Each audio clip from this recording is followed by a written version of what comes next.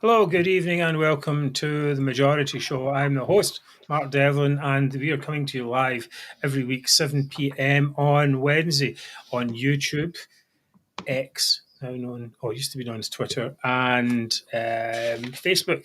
Indeed. Right, I'm here tonight with my fellow co hosts, Mary Devlin and David Griffiths. How are you tonight, David?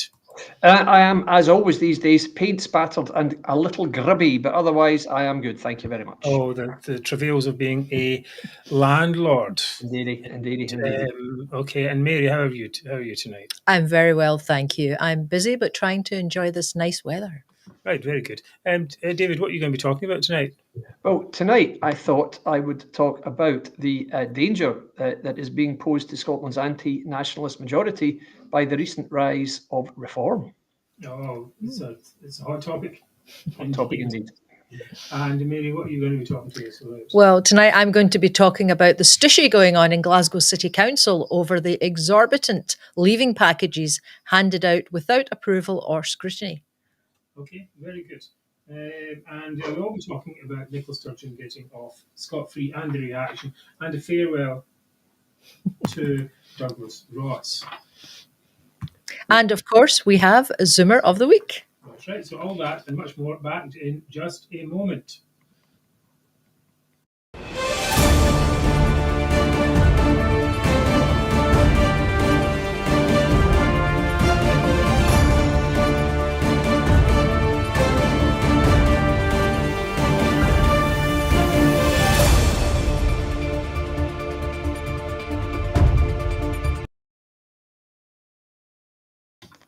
Right, welcome back to Majority Show, Scotland's #1 politics and chat from an anti-nationalist perspective.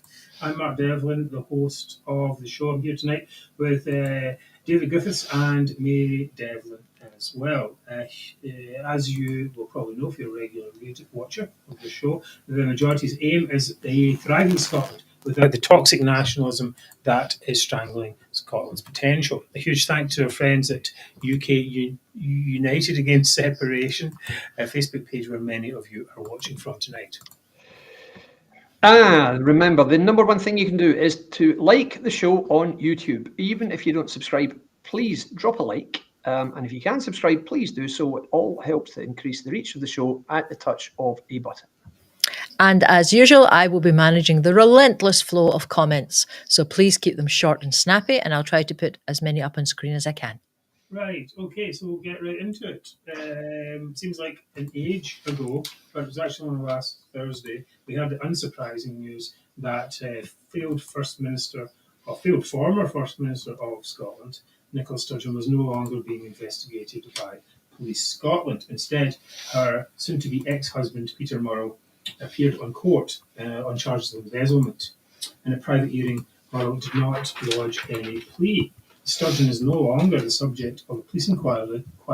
Bizarrely, we are now free to speculate on her guilt or innocence, in contrast to before, when she was charged, but we could not speculate. We don't make the rules. I suppose there are two questions. Was Sturgeon involved in Murrell's scheme? Did she benefit from it? Maybe more questions. You have questions out there as well. Many questions. Now, it seems to me, and I bet it does seem the same to most of you out there, that Sturgeon, who's a well-known control freak, must surely have been aware that her husband, who is also the CEO of the SNP party that she was the leader of, was up to something. Do you think somehow she missed the camper van, David? Well, I think what it is, it's just a misunderstanding. Sturgeon believed that Murrell's 98-year-old mother was in fact a heavy goods vehicle driver, and she thought that when she went over to visit her mother-in-law, which I'm sure she did often as they were such a close couple, then she naturally assumed that the camper van on her driveway was for Mrs. Murrell Senior's own personal use, and she was about to take a really enjoyable trek, maybe across Route 66, maybe, who knows? But no, I mean, but anybody believing any of this nonsense? Seriously, I've given you a more plausible explanation right there than anything they could have come up with, I'm sure, you know. Yes, well, there was a whole load of things going on to do with. Maybe my sound's off. What's this? Yep, that's better, Mark. Is it better now? Yep, that's better. Okay. Yeah. All right. Please let us know if the sound is better now. Right. Okay. Sorry about that. I'm having some trouble. I think it might be this cable. Anyway, right, okay, what we got? Or And of 20 course, there's this years or video so. here. I've been on this body when the party has frankly been teetering on the edge of bankruptcy. The party's never been in a stronger financial position than it is right now, and that's a reflection of our strength and our membership. So just a bit of context for us all to remember. Secondly, I'm not going to get into the details. That's for Douglas. That's what he's elected to do. And of course, this body is the governing body of the party. But, you know, just be very careful, all of us, about suggestions that there are problems with the party's finances, because we depend on donors to donate. There are no reasons for people to be concerned about the party's finances, and all of us need to be careful about not suggesting that there is. And lastly, we've got to be careful as an NEC. We don't reap what we sow. If we have leaks from this body, as I said earlier on, it limits the ability for open, free and frank discussion. This body's and this is the governing body of the party with the responsibility to pass a budget. And if we... Right, anyway, enough of that. You notice that it's like we have to censor you so we can have free discussion. Yeah. I mean, it's quite something, that one, is there. I mean, it sounds like a threat, doesn't it? Well, it sounds, first of all, like she knows that that people are questioning the party financing. As it said on the thing, the captions, perhaps they were hidden a little bit, basically said that was at the time when people who run the finance, the auditors, decided that they had had enough and they weren't going to, there was something going on there they didn't like the look of and resigned. David. That's true. Indeed, that happened. They stood down because they weren't given necessary information about the finances. So you have to say, in that video also, another section, she said something to the effect that she knew that some of the content of the discussion would leak out, and she was very sorry to say that, and very disappointed to have to say that. But what she was saying effectively was she knew there were leaks. So she knew that people were concerned because there clearly were problems. And now she's presumably said, oh, I knew nothing, I didn't do anything wrong. Okay, but you either are on top of the party's finances in your role as First Minister, or else you're not capable. And we all know she was all over the detail of absolutely everything. She was the ultimate micromanager, and her husband was the guy who pretty much held the purse strings. So really, it's going to be a hell of a big ask to make anybody believe that she knew nothing. I mean, is this the only topic about which she knew nothing? I don't believe it at all. But I mean, do you think there is some kind of nuance to it, right? I don't know that the case of that maybe the police did have evidence, but the prosecutors felt it wasn't enough. I mean, they did look at it for a long time, as many people were pointing out in the comments there. Exactly. I mean, she was arrested 2 years ago, but they've been looking at it. Police had been looking at that since 4 years ago. So it doesn't, frankly, take 4 years for you to find no evidence with an arrest halfway through. That isn't really very normal at all. I would suggest there very much was evidence which did go to the Crown Office. My suspicion always, as I've said several times, is I believe there was zero appetite to prosecute a second former First Minister following the outcome of the Salmon trial, which was just a farce, really, and it led to all of the subsequent fighting, and which is still going on. It wasn't Salmon suing the Scottish government. Awful. I think, particularly in the light of the Rangers prosecution, for example, which is what Murray Foote tried to say, if you remember. He said, I would bet there will be never any prosecution, never any charges. I would be willing to gamble there will be no charges. What a load of rubbish. He was hoping there'd be no charges. And he used the Rangers case as well. But, you know, my belief, I think even if that day when they raided the house, I think if they'd found Sturgeon shredding bundles of banknotes and smashing up with a sledgehammer luxury pots and pans, they still wouldn't have. I still think the Crown Office would have said, not enough. But isn't there a risk then that basically something comes, well, he's going to plead not guilty, so there won't be actual evidence? No, he's going to plead guilty, isn't he? So one very key piece of evidence is that Sturgeon signed the accounts. Yeah, it's true. And everyone who has to sign accounts, there's always a little message before saying that you can be, liable to prosecution if anything in there is not true. Yeah, but that's more, I think that's more like I mean, okay, maybe it goes to fraud, but also civil issue. I mean, surely there might be some civil attempt to do some civil case against Sturgeon from people like that. Who's the guy? It was Sean Clerkin, for example, who brought the original charges to the police, right, and said, well, I gave money for this independence campaign. He didn't give 600,000, but in total, the campaign was 600,000, and then it disappeared, right, okay, so first of all, if there's not a criminal charge on that, surely there may be a claim against the party or its officers in a civil court that could come forward. And I'd be surprised if that didn't actually happen at all.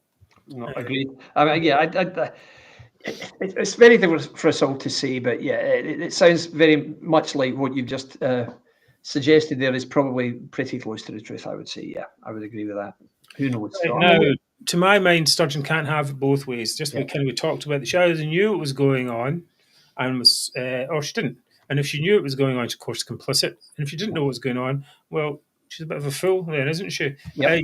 I mean, okay, some people did say on my comments, well, sometimes there is the abusive husband and they hide all the money and all this type of stuff. But I can't see Sturgeon being taken for a mug, can you? But that's the thing that she's basically saying, I was taken for a mug. She's never come out and said that, has she? No, right? Instead, she came out all defiant. I am completely in the clear. That is the outcome I would always have expected. As I have said to all of you many times, I have done nothing wrong, so I was confident of reaching at this point and getting to this outcome, but obviously it is a relief now to have that confirmed. For almost 2 years I have had this cloud of investigation hanging over me. I think it won't surprise anybody to hear me say that's not been an easy experience, so to reach this point today is obviously something I am relieved about. I've been trying to get on with my life and I now intend to do that. Well, I mean, what do you think of her demeanour in this video here, David? I mean, maybe it's the entire thing. What I think is she could not have been more blatant if she'd literally been pictured picking him up by the seat of his pants and the scruff of his neck and hurling him under the wheels of a passing Black Mariah. I mean, that wasn't me. Well, I think you all know who it was. It certainly wasn't me. I didn't do anything. I've told you I didn't do anything. So, somebody else. My husband's been charged. Isn't that terrible? And me, no, didn't know a thing. Honestly, not a thing. I mean, it's dreadful. She should have said at best, no comment or something. But it just looks like she's saying, yeah, it was all him. It was absolutely all him. So, yeah, I mean, the idea is pretty much saying, I told you I was innocent. If anyone else is transgressed, nothing to do with me, Governor. You know what it reminded me of? It reminded me of, I don't know if you ever saw the Clint Eastwood directed movie Quiz Show. I was talking about movies, in which contestants have to answer general knowledge questions for which they win money on a TV show. It was based on a true story in the 50s. And the hook of the movie was the producer of the show liked a particular guy who was the son of an academic and he was handsome. And so they gave him the answer so he would win, so that more people would watch, so they would get more revenue. Right, that was the point of it. And then it got found out because one of the guys who had lost, who was a Jewish guy, wasn't as photogenic, he complained and he spilt the beans. And it all came out. And when it all came out, instead of the producer saying, oh, fair enough, yeah, we did it, what they said was, oh, this is terrible. Imagine those contestants taking money. I tell you what, they should give the money back. And that's what this is like. It's like she said, you mean money's been stolen from the SNP? That's a disgrace. Get the person responsible and give it back. She just about stopped herself saying that. But Swinney, I promise you, he'll come out and he'll say, if anyone's taking any money, it should come right. But they should hand it back tomorrow. I guarantee you, because he can't keep it. Oh, the Swinney did come out. We're a bit off script here, but Swinney did actually come out and say that the SNP was a victim of this. Yeah. I mean, most incredible for stealing their own money. Most incredible blame deflection I've ever heard in my life. It's like we're the victims. SNP's the victim. No, I don't think so. The SNP did the crime against its followers, right? Or members, right? Yeah. So it's terrible. Here, I actually noticed this as well. I in this video with Sturgeon as well, that I thought maybe she might have some sympathy for her ex-husband or some type of message of support. Absolutely nothing. I mean, she could have gone, I feel really sorry for the situation that Peter's in. Wish him the best in the court case. Or I'm sure he'll be found innocent or anything like that. I mean, she doesn't even need to profess his innocence, but she could still offer some kind of support. He's a good man. This type of stuff, I mean, none of that at all. Absolutely nothing. It's like he never existed. Exactly. And what also was missing, of course, was Keith Brown didn't say he'd sent Peter flowers, did he? So I wonder why not. He would have sent Nicola flowers if she'd been charged. Yes, we should say as well, of course, Colin Beattie, who was treasurer, was also... the decision was also made not to prosecute him, He wasn't Right. going. Well, the point that keeps coming up is, as May says, I thought only a judge and jury could clear you, not the right. police, which is Yes, that's absolutely correct. true. Yes, I well, come on to that afterwards, yeah. some of the articles that we have, in fact, I think, for example, even this one is from the Sky, were saying she was cleared. No, she wasn't cleared. The investigation was dropped, was it? Or No, not, well, they just not didn't continued. proceed with Didn't charges. proceed with it. Yes, Okay. that's not the same thing as being innocent, and I might come to that in a second. Now, reaction to the news here. A few positive articles. No, generally the reaction very negative. Yeah. And basically people say there are many questions to it. A few ones that were positive to her were that gravy bus lady. What's her name? McDonald. Is that her name? Sally McDonald, is it? Yeah, maybe she said one. Of course, Neil, I'm not a nationalist. Mackay wrote one as well. Where is it? Yeah, it's not. Here we go. Yes, for some, she'll always be guilty of just being Nicola Sturgeon. Oh well, that was all. That was her only crime. She was just being herself. He says it's a sorry indictment of this country that opponents of Nicola Sturgeon, both inside and outside her own party, seem incapable of expressing any empathy for what she's been through over the last few years. Because, of course, empathy is what it's all about, rather than say the truth. Actually, it's quite an interesting article in a way, because Mackay says his main reason for disliking her was, he said, I paled in Sturgeon.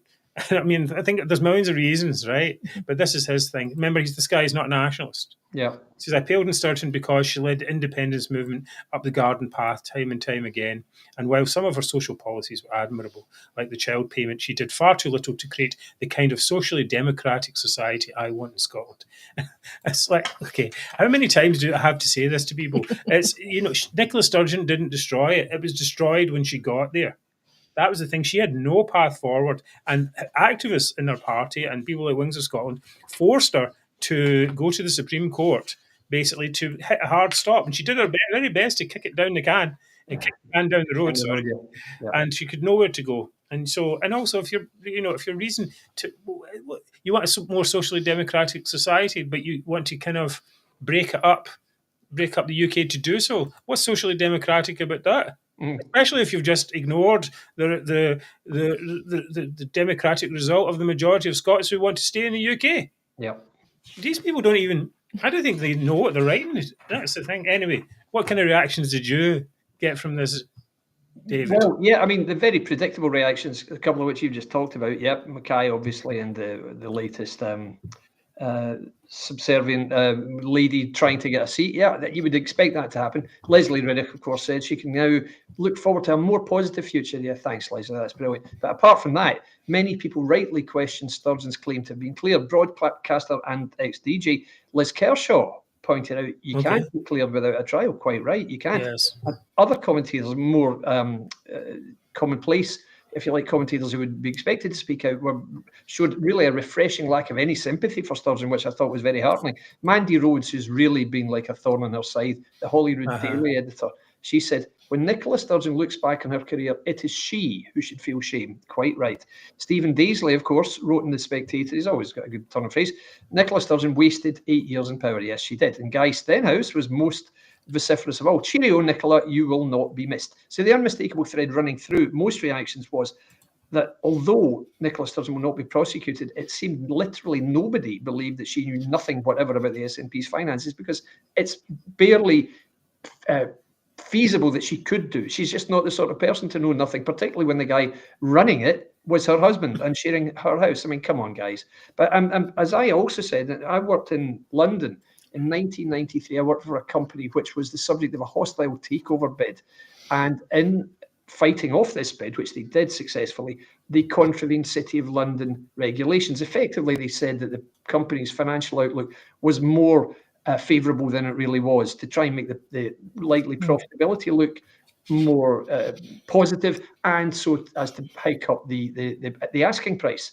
Now, you can't do that. If you do that, you're effectively breaking regulations. So what the regulator said was, okay, we're not going to prosecute, but you, chairman, you, chief exec, and you, finance director, you got to go. You're out. And they had to leave. So they weren't prosecuted, but they weren't innocent. They just weren't charged. And that is, I suspect, the way most people see what happened with Nicola. Yeah. Yes, it's a bit of an enigma, isn't it? Okay, we will come back to this in a few seconds. Going to talk about Sturgeon going to a comedy festival. What's that? She'll always be guilty. People with long memories. Mm. That's right. People with long memories, very It long. says she employed Bain and Joe Farrell for one reason only, to keep her out of jail. Well, that's what you do. That's what you do. Okay, back in a second.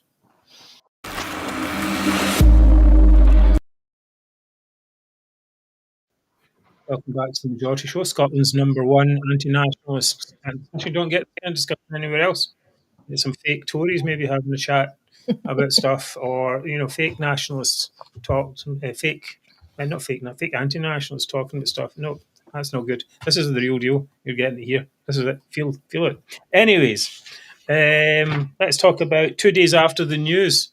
Sturgeon appeared at a so-called comedy event at the King's Theatre in Glasgow with Val McDermid, the horror writer. Is that the right way to call The it? horror.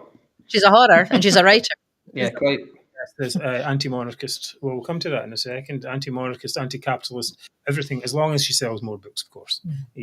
Quite happy to get all the money coming from her capitalist books. Now, anyways, this event at the King's had special guests, all nationalists. The talentless Ashley Storey, whose only claim to fame is being the vile Janie Godley's daughter, and some watches, and Chris Brookmeyer, the author.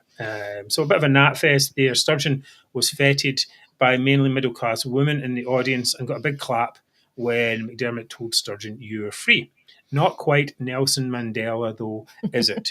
Again, no mention of Peter. Here's a wee picture of Peter was long forgotten. Absolutely. That's her enjoying herself. Now, what does this Neil Findlay say? Socialist, new socialist. Does anyone else think this is crass? The man Nicola Sturgeon has been married to for almost 20 years is charged with a serious crime, and a few days later she's on stage at a comedy event as though she hasn't had a care in the world. Yeah. But what struck me in the reports for this was a bit where McDermott said that Sturgeon should have, I'm going to get this, she should have hung on to the Queen when she died and refused to give her back until you give Scotland another referendum. Sturgeon replied by saying, "I thought we'd scored that bit out of the script," which shows they had a discussion about it beforehand. Yeah, quite. Holding a dead body to get political advantage now, that sounds like Hamas to me. Well, that's their sense of humour, isn't it? They think that's funny. Yeah. That idea. Doesn't it give the rest of us are appalled? Well, these self-righteous losers think they're good people. David, doesn't it give you an insight into the sick mind of Scottish nationalists? 100%. I mean, when Nicola Sturgeon's the classiest one on the stage, you've got a problem. But I mean, that's Val McDermid for you. Doesn't she give you the unmistakable impression she really doesn't like herself very much, Val McDermid? She looks, well, I wouldn't even say the word, but you tell me what you think she looks like. She says unpleasant things constantly, and she makes awful jokes in really poor taste like that. She reminds me very much of Ruth Wishart. Wait a minute, I don't think it's a joke. No, I don't think that's a joke. I think that's what they actually would like to do. Yeah, I wouldn't be surprised. She didn't say it as a joke. Yeah, you're right. Well, that doesn't just tell you everything you need to know? There were nationalists at the time who were floating this theory that they should keep the Queen's body to force the UK government to get independence, as if that would somehow work. Yeah, so right. It's not like I don't think it was an actual joke. I mean, even worse if that's again. You're probably right. But she reminds me of Ruth Wishart as much as, let's face it, these people are veterans whose best days are behind them, and they're desperately seeking to regain relevance by being extreme nationalists, because they are vehement Scottish nationalists, with all that entails, as you've just rightly said, because they're making these utterly absurd comments about the most hurtful subjects, really, to a lot of people. And now, as you can see clearly in recent months, Val has hitched her wagon to the rehabilitation of Nicola Sturgeon's reputation as Sturgeon enters the next phase of her life after politics, because she clearly is finished now, as we know. So good luck with that, Val. If that's really what you're going to do for the next few years, I suspect most people aren't remotely interested in whitewashing Sturgeon's reputation. And as for your would-be pertinent political remarks, seriously, save them for your books. We don't want to hear this, seriously. I know, it's a terrible thing. There's more whitewash than Santorini. That's what I would say. Anyway, but I mean, this idea that you could, it's depraved. Yep. It's a depraved idea to even have that I want this political idea so much. Yeah. despite all the majority of Scots being against it, that I'm willing to contemplate you holding a 90-odd-year-old woman's body as hostage. Yeah. And then if someone questions me on it, I'll just say, oh, it's a joke. I don't think so. That's not a joke at all. That's depraved. It's sick. It really is. It's sick behaviour. Right. Anyway, I mean, and the thing about these people, they hitch their wagon to this. Why hitch your wagon to a winner? Yeah, Don't hitch your wagon to a loser and try and rehabilitate them. What's that? Because she thinks she's so great and then Nicola Sturgeon's so great. What does she do? She shouldn't do anything. She's not a feminist. Not Nicola. J.K. Rowling hates. I mean, that's enough for most people. Quite. Yeah. Anyway, so why exactly did it take 2 or actually maybe as much as 4 years for Sturgeon not to be charged? In some ways, it would have been better for Sturgeon to go to court and definitively prove that there was no evidence against her. But as it stands, the majority of people just simply cannot believe that a control freak like Nicola Sturgeon is truly innocent. Yeah. Next up, we are going to talk about Douglas Ross leaving as an MSP. Back in a second with that.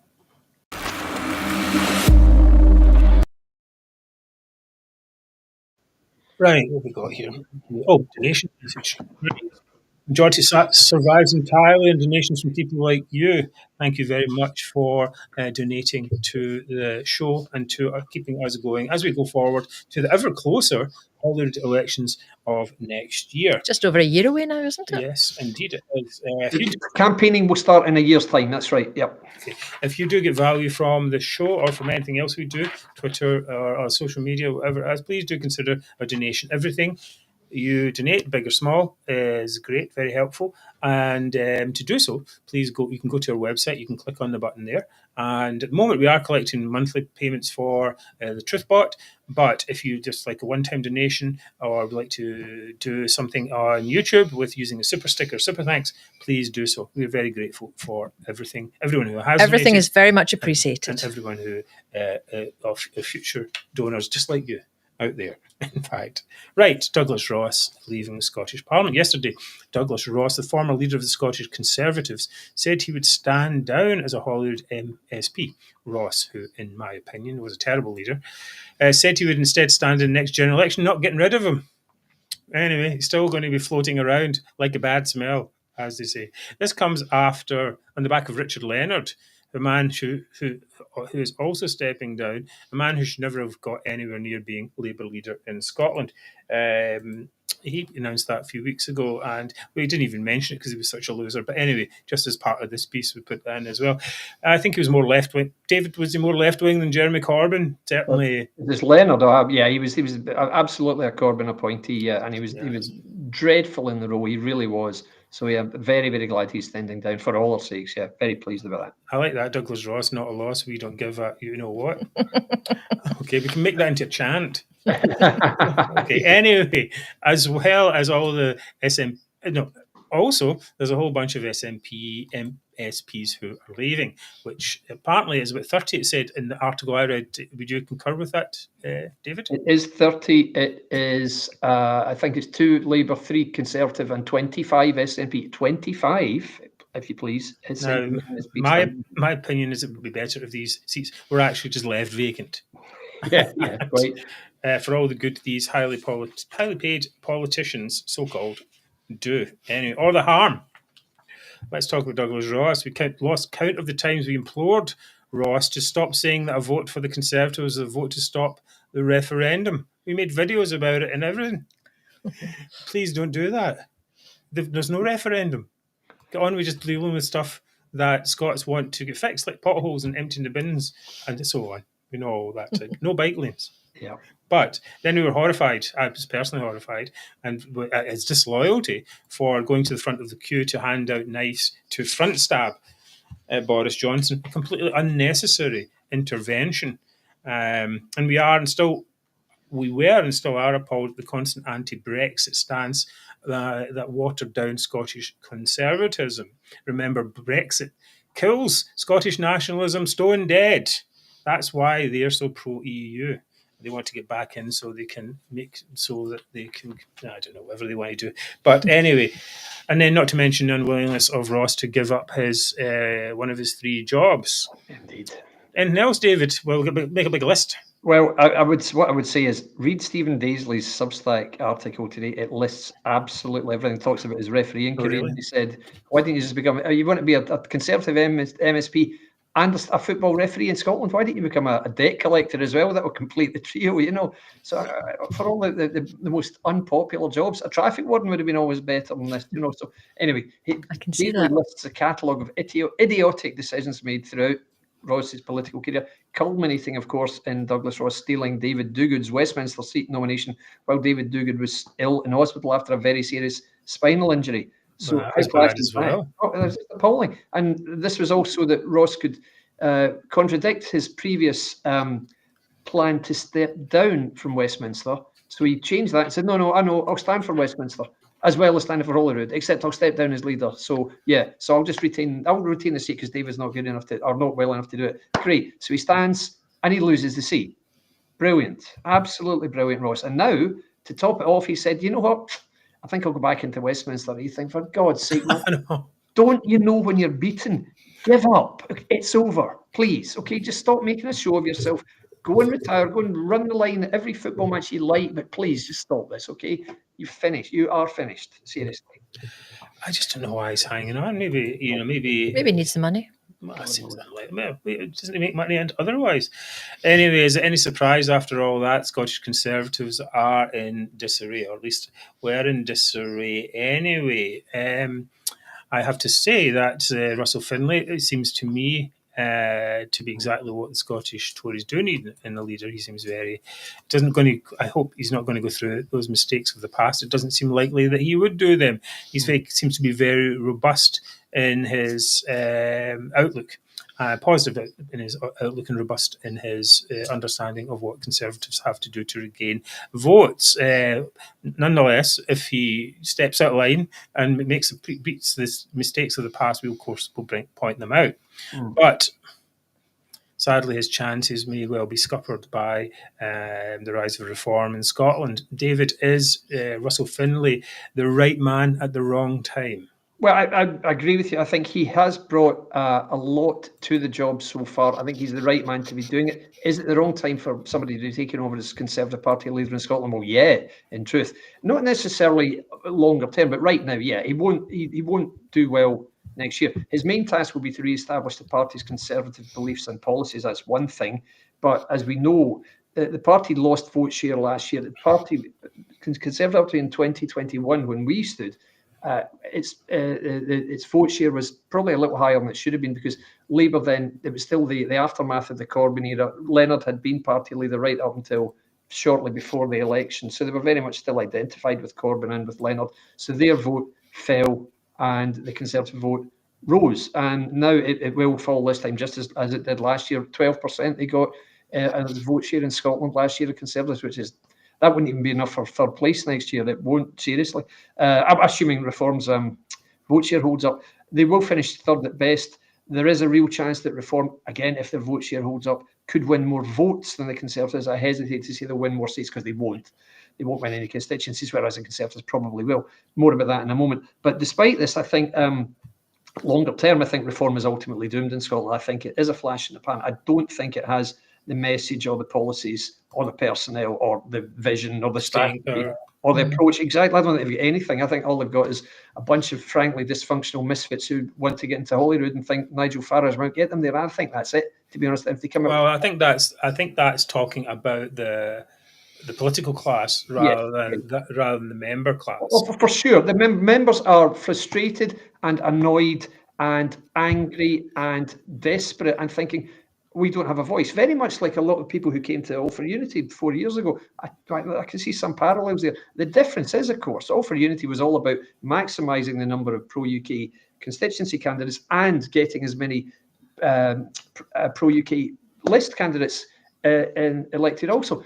Reform, on the other hand, are saying, no, don't vote for any of them. They're all rubbish. And hang on. It's some of the same people standing for Reform who stood for All for Unity. So how can it have been a good idea to elect Conservative, Liberal, Democrat and Labour candidates 4 years ago and not now, just because Nigel Farage. I mean, come on, guys. Anyway. Well, yeah, I don't know. We'll talk about that more. Indeed, we will.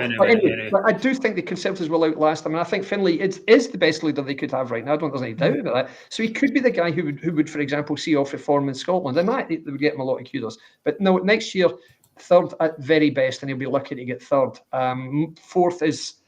It's 50-50 between the two of them right now. It all depends how things go with reform in the coming months, which we will talk about shortly, yeah. Interesting comment from Catherine, who says reform don't need any policies. They just need to not be Labour or Conservative. No, that only goes so far. That's the problem. And I think there's a question, a big question here. There's a popular something must be done vote. Yes. Right?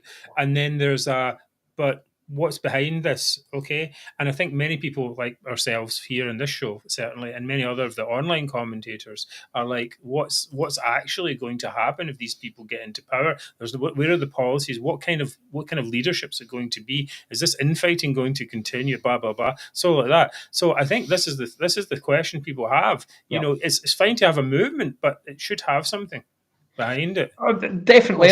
I don't know. That's the question. Should it have something behind it, or we will just vote them in like what happened with Labour? Just vote them in, and then they don't have any policies. Right. So they basically just done none of the above party. Yeah. That's pretty much it. I mean, I was speaking to a prospective reform candidate 2-3 weeks ago, and her view was like they haven't got a strong enough message. I don't know what the policies are. They haven't announced any candidates yet. What really are we asking people to vote for? And it sounds like it pretty much is that. Vote for us because we're not them. Well, that's fine up to a point. But then we've heard people in reform saying, oh, no, the days of voting for this party because they're not, this party or here's worse, are long gone. And then on TV, you saw Thomas, bless him, saying, vote for us because we're the only ones that can stop after the elections last week, we're the only ones that can stop the SNP. Hang on, I thought you dropped that rhetoric, guys. So they haven't got a consistent message. They're a mess right now, frankly. No, they are, is the truth. Yes, well, it's just, there are many issues, but I don't even know if those issues are enough to stop people voting for them. That's true, indeed. That's the thing. One comment I saw here, Ian McMicken saying he's a member of the Conservative Party, he doesn't share our gloomy view. Ian, share your view. Please tell us what you do think, because we'd really like to know what you think about the Conservatives' chances. I can't see the Conservative Party in my lifetime ever being the biggest party in Scotland in terms of votes or seats. I mean, I'm quite old, so that's probably not going to a limb too much. But remember, the last time the Conservatives were the biggest party in Scotland, or was the biggest party in Scotland, was 70 years ago, 1955. Now, we've had some pretty terrible candidates running against them since then. If they can't win against some of the people they've stood against in the last 25 years, and they're still battling for third place, frankly, I don't see it happening. But please share if you do feel differently. That's great. I think that I think that there is a. You know what? Let's have a wee break and we'll come back and we'll chat about this stuff after the break.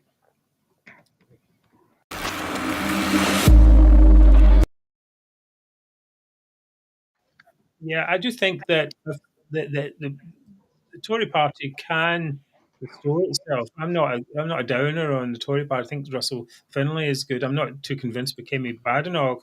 Jenrick, of course, was the person they should have had. Gradually, we're seeing that reform isn't going to do the policies that the public want or the Conservative public want. Then the Tories are going to do that, and that's going to restore their fortunes as well. But let's talk about, before we have go back to reform, we're going to talk a little bit about Alba, right? Yes, everybody. You may have missed it. I did. Mary sent me a note earlier saying, will you talk about Kenny McCaskill today? And I thought, why would I talk about, what has he done now? I didn't even realise it was today. I genuinely didn't. I mean, I have been working all day, which is quite unusual for me. So yes, I have been working on the flats all day. Anyway, so Kenny McCaskill, you'll be delighted to hear, guys and gals, veteran Kenny McCaskill fought off the challenge of Ash Regan, who I would have to say must be getting used to it by now in losing leadership elections.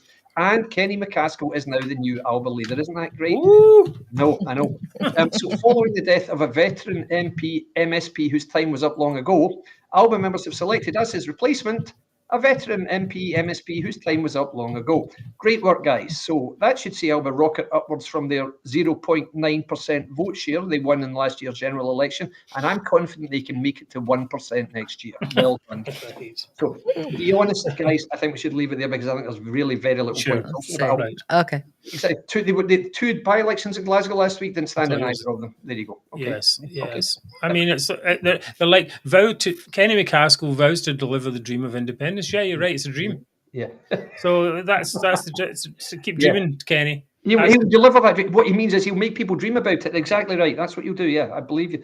Just a dream. Yep, quite a right. nightmare. Yeah, yes. Well, it's not even a nightmare. It doesn't matter if it's a nightmare or whatever. It's still not real. Whether it's happy or sad, it's not reality. Fantasy. Exactly right. Okay, let's. Now you've got a few more things to say on I just want to talk quickly about reform here, guys, because I think we have to. Because let's look at the two by-elections last week in Glasgow. Now, remember when Thomas Kerr was on the show and he was saying, it was a great result for St Bannockburn, and I said, great result, yeah, but you came third and the SNP won. They say, oh yeah, but well, yeah, okay, but what? Last week in Glasgow North East, the SNP vote share rose by 2.3%.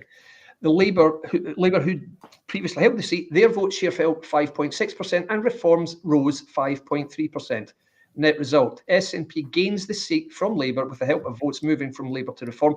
Not only that, but some Reform voters gave their preference vote to the SNP.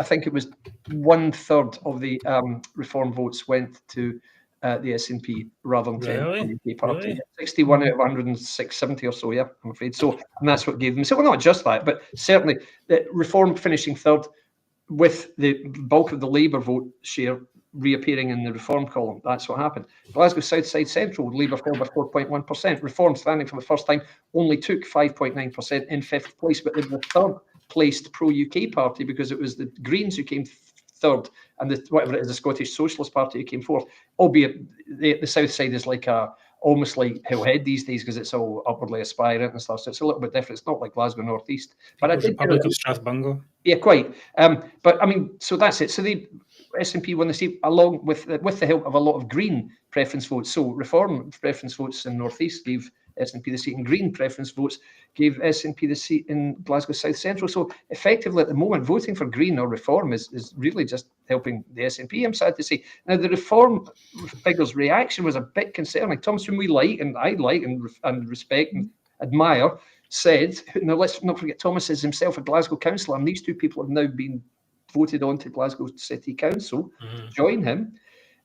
In terms of the North East seat, Thomas's tweet said, what a result for Rob Madison and Reform UK, because they came third, which is a little strange because, as Thomas told in the show, he was passionately pro-union, cut me open, I bleed red, white and blue, he said, and that's his reaction to the SNP gaining a seat from a pro. Well, didn't he? I mean, sorry, I didn't get the actual number, but what didn't they have some quite high percentage of the vote, like 25% or something? I think 23%. That's what you meant. I know that. I understand that. I'm not suggesting Thomas was saying it was a great result. The SNP were not at all. The fact is the SNP did win, though, and this is my problem with Reform. Their vote share doesn't take place in a vacuum. Their vote share is an action that has consequences, and the consequences of that action was that the SNP won the seat for the third time running. And you can't just look at Reform's vote in isolation. You can't do it.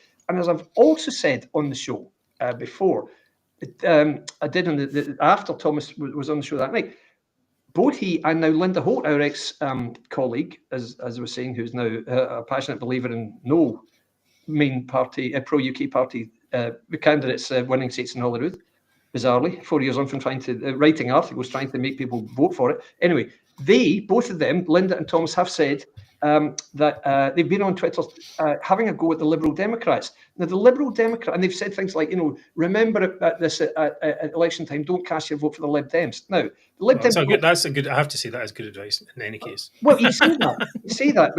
I understand. Oh no, right. I know what you're going to say. I know. Right. But ordinarily, but the Lib Dems, remember, they don't feature in the list, so they're not. They're not going to challenge Reform there. The Lib Dems win 4 seats usually. They could win up to 7 in very, very focused areas. And the 4 seats they hold are Orkney, Shetland, North East Fife, and Edinburgh Western. Now, in last year's election, Reform came 4th in all those seats. Reform are not going to win those seats. If the Reform candidates or prospective candidates are saying to people, don't vote Lib Dem, the SNP will win those seats, not Liberal Dems, not Reform rather. So why on earth would a pro-UK party be saying don't vote for this pro-UK party in the full knowledge that the SNP will? Well, I think what they're trying to do, I mean, it seems to me what they're trying to do is get that 23% up to 35%. That's what their dream is, right? Absolutely. But can they do that? No, absolutely can't, because there aren't enough. They would have to take votes from the SNP. Who in the SNP is going to vote for Reform today? They're not going to do it. Well, they might. God, who knows? I mean, Reform seem to be voting SNP. But if that's the case, we really are talking about Reform and SNP voters wanting the same thing. Now, I know this is going to be controversial to a few people, but the tactics and the strategy being used by Reform is very, very dangerous here, because remember, guys, the SNP currently holds 62 constituency seats in Scotland. Conservatives have 5, Lib Dems 4, and Labour 2. That's what they hold right now. Now, last year we saw that the Conservative vote share fell. They probably won't hold on to that many constituency seats this year. And of course, Reform is going to try hard to win a lot of them from Conservatives. If they do stand in those seats like South Scotland and North East, what they'll really do, Reform, is take votes away from the Conservatives, again letting in the SNP. There is a genuine danger that the SNP could go from 62 constituency seats to winning all 73. Now, can you imagine the optics of that? Imagine if the SNP, standing on a pro-independence platform, won every single constituency in Scotland, because they won 62 out of 73 last time. This is not far-fetched. If Reform votes are taking seats away from other parties, given to the SNP, that's only going to go one way, guys. Reform won't win any constituency seats, and the SNP will, and I'm genuinely fearful. So I think something has got to change, because I think not only is this dangerous, it's highly suspicious. And I think people will start speaking out about this very soon, people on our side, because this really isn't going to achieve anything. I think also we perhaps do need to reach out to people like Rupert Lowe and these people who are critics of the party, whether they were witting or maybe unwilling critics of the party, and say, look, this is what's going on up here. We've got this major issue here, and we need people to stand down. At least it needs to be highlighted in any case. Now, we did try that, of course, before the general election, remember, and sent an open letter and all that type of stuff, and it was ignored. But well, maybe they were busy. Oh, well, anyway, that's not good enough. All right, okay. It is a danger now. I think there is also, we have to look at it in two parts. There is, the first part is to try and attack the danger directly, and the second part is to mitigate what happens if the worst happens. Quite. As well. And a can't see a Labour government in any form offering a referendum to a devolved administration. Yeah. It just will not happen. The problem is if the SNP was to win more seats next year, on even a smaller vote share, first off, it would show the utter folly of having the vote split this way, the anti-nationalist vote, but it really would not be a good message. It would breathe life back into the moribund independence debate, for one thing, because if we won every seat, my God, guys, can you imagine the clamour, really? Yeah, the Labour would say no, but that again would widen the chasm between what these people in Scotland think and what the reality of the they do run in hope and fumes of hope. Yep. So obviously if they get a big whiff because of reform, then they're going to be high in their own supply for quite some time, and we need to stop that. As much as we can. I don't know how possible that is. I mean, we're going to do our best, and you're doing a great job in trying to highlight this issue.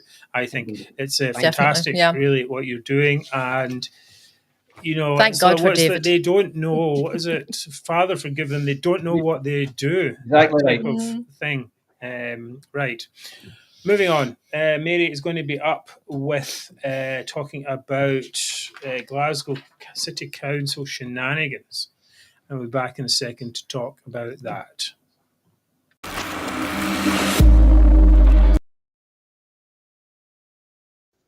Right, Mary, you're up.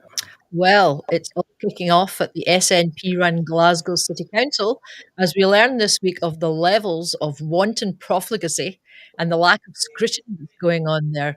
Officers are awarding themselves exorbitant leaving packages, which are now being probed by the police. Oh, it's a probe? It's a probe. Okay, so last year, the Chief Executive of Glasgow City Council, Anne-Marie O'Donnell, announced she would be taking early retirement, along with 4 other senior colleagues, seemingly due to restructuring. Okay. Susan Aitken was quick to praise her contribution. But when Susan Aitken and others found out how much was going to be paid out in the golden goodbye packages to this bunch, she hired the legal firm Brody's to write a report, and she hired Douglas Ross KC to write a legal opinion. Douglas Ross, I guess. Aitken said she was kept in the dark about the deals and she was very angry. All right. Well, the story is that the Glasgow City Council paid 5 senior officials, including Anne-Marie O'Donnell, more than £1 million into their pension pots as part of their golden goodbye leaving packages. O'Donnell herself received a £357,000 contribution to her pension, while Elaine Gallatly former Director of Legal and Administration, received a £223,000 pension contribution plus £60,000 for compensation for loss of office. Bloody hell. Yeah. The report from the lawyers and the KC were published this week, and they say the early retirement deals were not lawfully approved.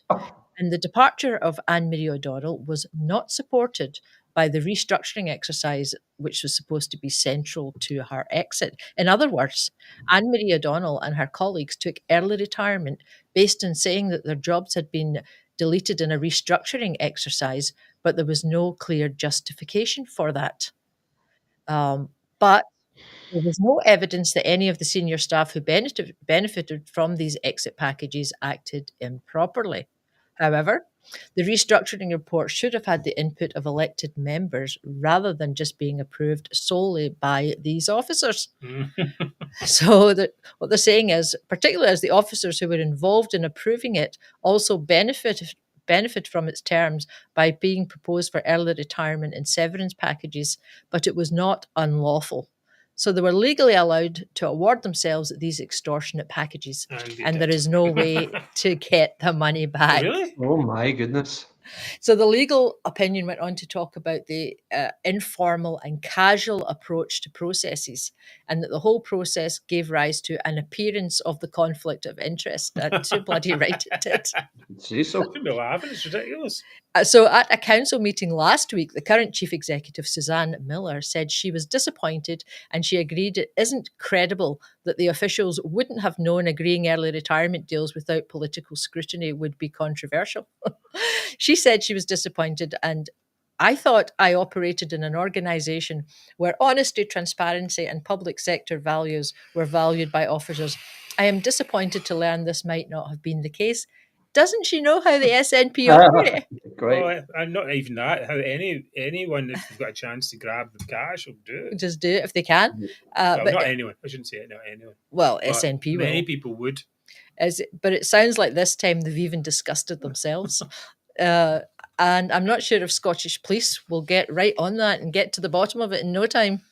But guys, I'll keep you posted. My goodness me. Yeah, it's all Dumb. quick enough.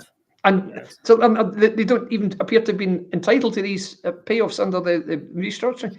That just sounds like they've said, I'll tell you what, you can have it, don't worry, but I'll sort out, don't you worry. All good. Well, they've made it up that their jobs have been deleted due to restructuring, basically. Yeah. And then they've said, and because of that, guys, we all have to take early retirement. There you go. And 60,000 for loss of office. Yeah. What kind of jobs do you get? You can't get that money in the private sector. I mean, it's as if you get booted out of a job in the private sector, it does none of this. You get £300,000 in your pension from.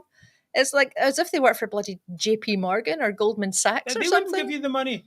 Either if you get kicked out, they boot you out the door because get security to walk you out. With your Reeboks. Yeah, that's the way it works.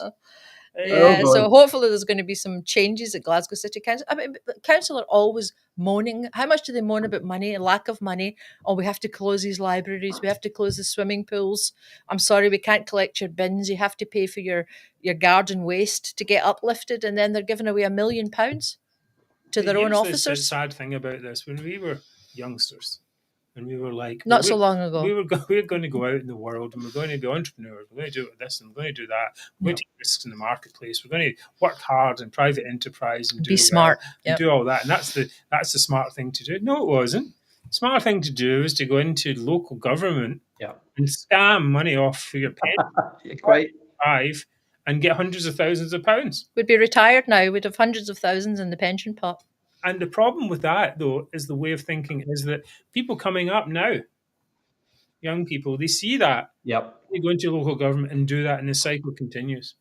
And it continues. Indeed. More and more of that. And people just go, well, why should I go and work in private industry? I can just get booted. Do you like just exactly what I said? You can get booted and you won't get a golden parachute or whatever it is. Yep. And then the whole culture falls apart. People don't do any work. I honestly wish that I had joined a council when I was young. Exactly. Yeah. I would be very rich and I would be retired and I would have my big giant pension pot ready for me. My goodness. Yeah. What party? That's the question. What party would you have joined? well, even administrative Any of officers. them, I'd have gone between them all just to even the maximise. people who are not actually. These are people who are not necessarily elected. That's the thing. They're officers. They're civil servants, right? Yeah. So they don't need to have any strong party affiliation. You probably just have to say yeah to whatever it is. I mean, I'm not saying these jobs are easy or anything like that, but they're not the same thing. Yeah, but how hard? I mean, it's not like you're worrying how you're going to meet the payroll at the end of the month, is it? Hardly, no. Right, anyway, things you can do right now to support the show. You can buy a T-shirt or a mug. Look at this. Fantastic. You can also get one of these T-shirts if you donate to do a monthly donation. You can subscribe to the show on YouTube. You can tell all your friends about us, and you can do all of the above, which makes us extremely happy and fulfilled, underlined exclamation mark. Coming up, it's the moment you've all been waiting for, the highlight of the week. It is Zoomer of the Week. Yay!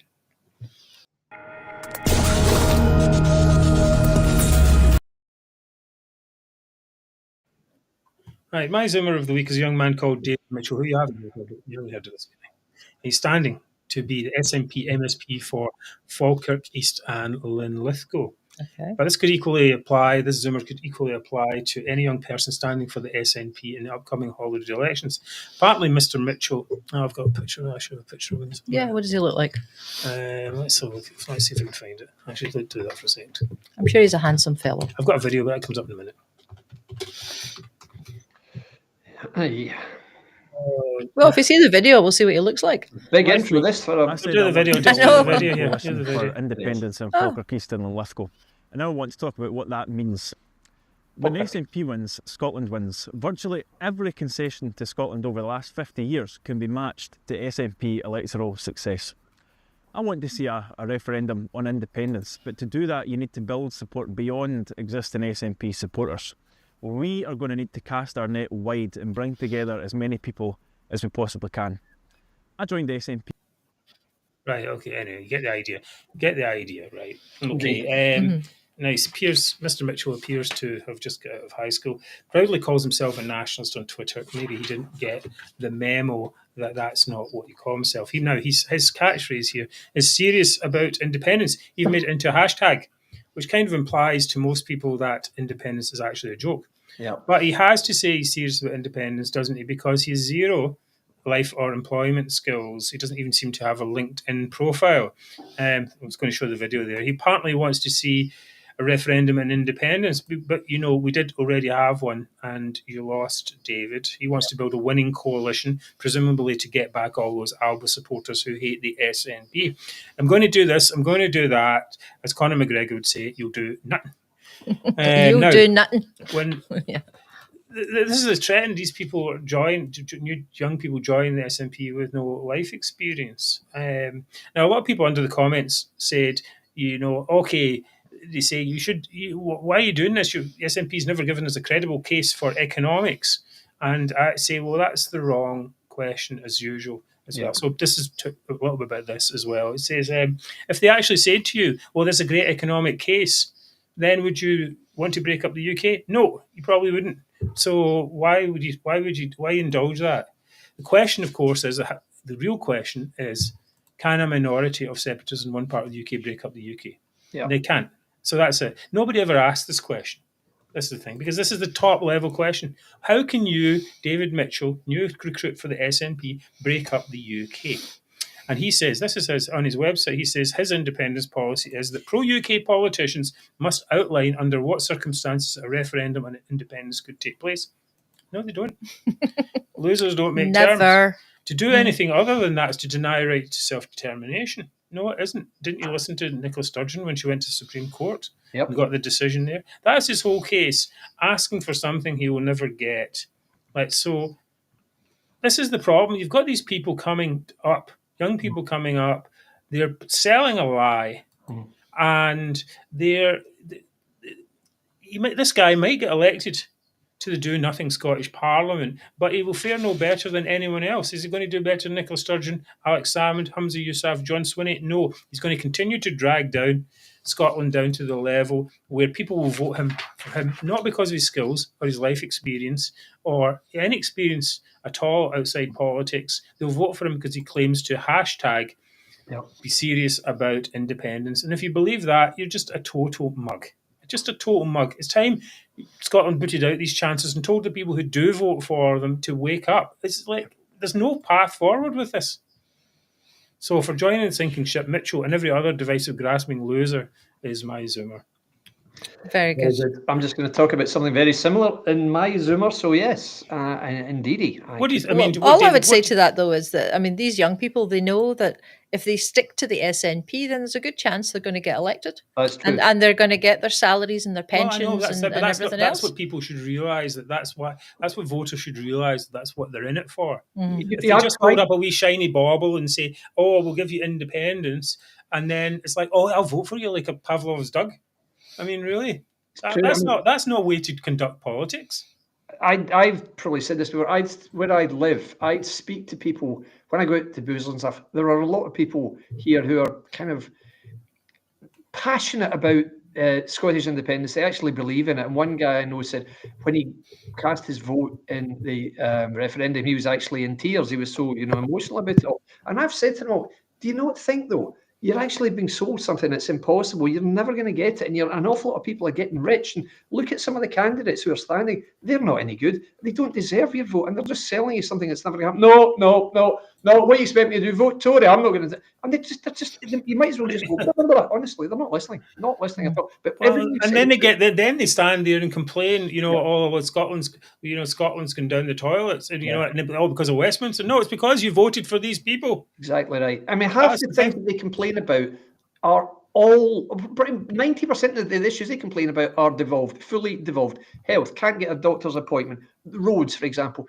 Anything else, transport, for example, education, all that stuff. The price of alcohol, wholly down to the SNP. You think these guys think, thank God for that, another 50p in my pint? Yes, that's worth it, every penny. Of course they don't. They bitch about it. But in their minds, it will be Westminster's fault because we've had to mitigate or some nonsense like that. They'll just be sold a lie, basically. Believers. They're telling it again. It's a sad situation, really. It's just wake up and see what's going on here. If make us and also another make a salary in an honest way. Put some life experience up. Yeah. I want to be elected because I did this. I ran a business. I ran a charity. I did something with my life first of all. Before I even went into politics. This is just like, what's the experience? What are you voting for? You're not voting for anything. You're just voting for a guy who says, hashtag serious about independence. That's it. That's a whole campaign. Serious about independence. It doesn't mean anything. Exactly. It's as meaningless as saying, vote for us, we'll stop the boats. No, you won't. But at least that's at least it's something you could aim at. But serious independence isn't even a policy. It's a description. Anyway. Right. Anyway, moving on. David, you're up. I am up.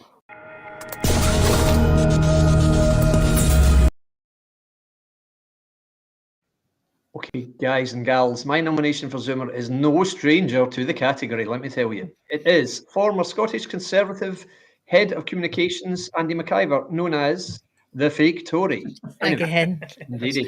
Right, okay, I haven't every heard second this yet, week he's on here. I haven't heard this. I'm waiting to find out what this is. In truth, what he said this week is not fully wrong, but I just want to just laugh at him anyway because I love doing that. Anyway, Andy is also a Holyrood Sources podcast participant, which is actually worth listening to.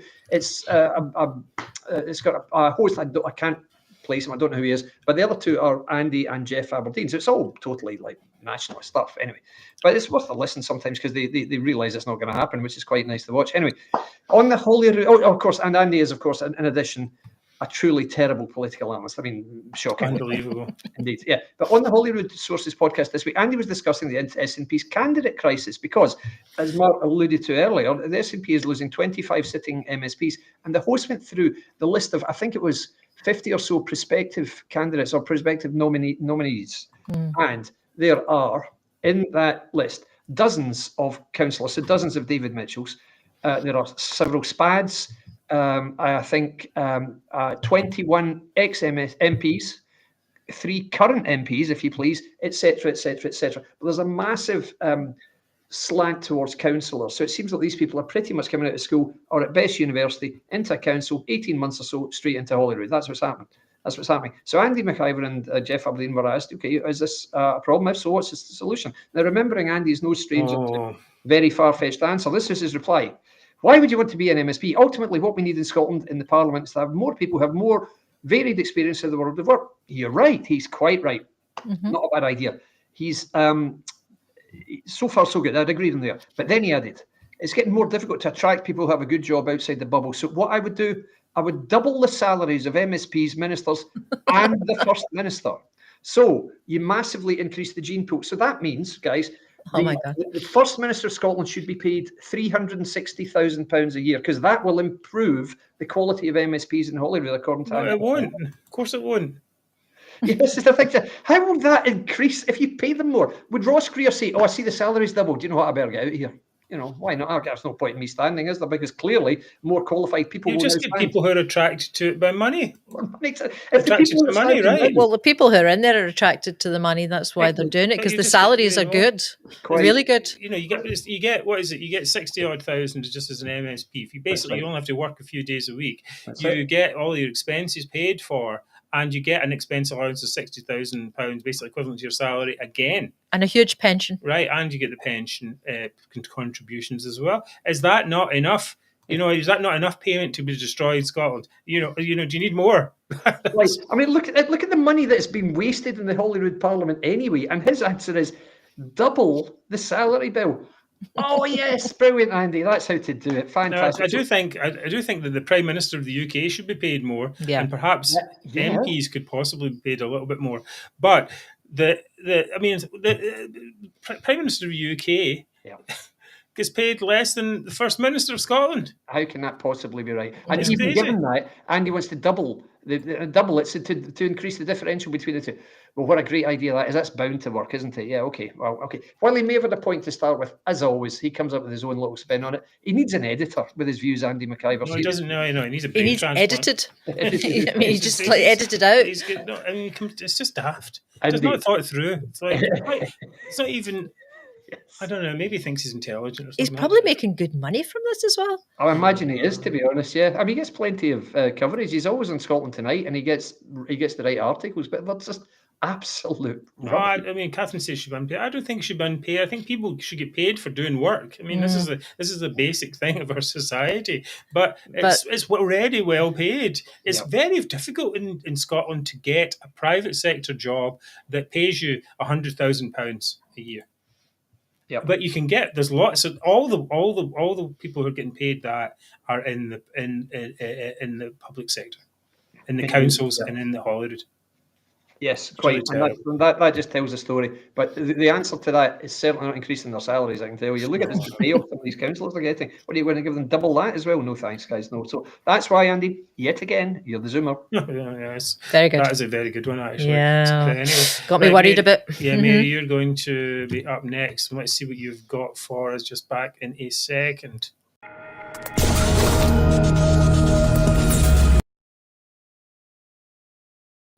And this time I'll remember your captions. Please. Okay, my Zoomers of the week are the idiotic MSPs from the SNP and Greens who waste the Scottish Parliamentary Corporate Body's time, that's the SPCB for short, with their whiny, racist and bigoted demands. Oh. Right. So first up this week was former SNP politician John Mason, he's now an independent, who was slapped down by the committee for complaining that Holyrood's post office was selling non-Scottish stamps. Oh, okay. Labour member Claire Baker pointed out that there is a wide range of stamps on sale, including AC/DC ones and Spice Girl ones. She said, the corporate body is not responsible for the commercial decisions of the on-site post office. It's a private business, for God's sake. It stocks the standard range of postage stamps that would be available in all high street post offices. And they have confirmed that Scottish Country definitive postage stamps are available to purchase. Right, so Mason, he responded, this is Scotland's national parliament, and we sell stamps for the rest of the UK. Does she not think that's bizarre? That's what he says. Right. No, John, what's bizarre is your Anglophobia is so rampant, you can't accept that Scotland is in the UK and that you're actually a UK citizen. I mean, he thinks it's absolutely outrageous that the post office is actually, as well as selling I know, pay him more. Pay him more. Pay him double. Double. Pay him back. That's it. Pay him That'll double. help. Okay.